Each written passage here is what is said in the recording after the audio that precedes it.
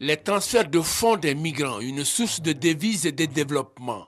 À titre d'illustration, les cas du Maroc et du Mali. Par exemple, dans la région de Caille, 60% des infrastructures villageoises ont été mises en place que par les migrants internationaux, notamment ceux qui sont en France, en Europe. Bon, un peu moins ceux qui sont dans les pays africains, compte tenu de la crise qui caractérise un peu les destinations africaines. Le transfert joue un double rôle. Au niveau national, il permet un équilibre macroéconomique. C'est la première source de devises du Maroc. Il permet de faire un équilibre en solde commercial.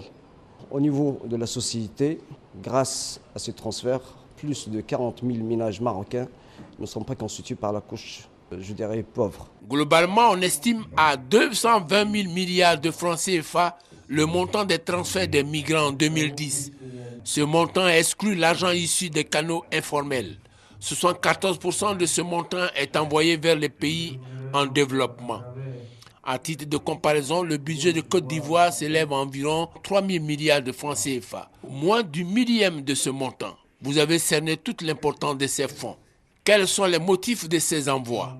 Pour quel usage? Quelle est l'incidence sur la pauvreté? Enfin, quels sont les mécanismes d'acquisition? Les chercheurs du CIRES, Centre ivoirien de recherche économique et sociale, de l'université Félix Houphouët-Boigny d'Abidjan-Cocody, ont décidé d'avoir une meilleure compréhension de la dynamique des transferts de fonds effectués par les migrants en Afrique de l'Ouest. Ils sont rejoints par leurs homologues du Ghana et du Nigeria. Le CRD, Centre international de recherche et de développement, une institution canadienne, a décidé de les appuyer parce que conforme à sa vocation. Financer la recherche dans les pays en voie de développement, pour les pays en voie de développement, par des chercheurs de pays en voie de développement.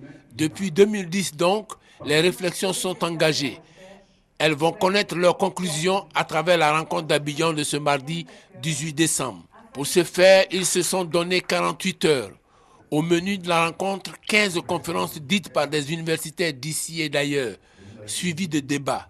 Une ultime occasion pour venir à bout de la problématique et permettre à ces fonds d'être un puissant vecteur de développement de la sous-région.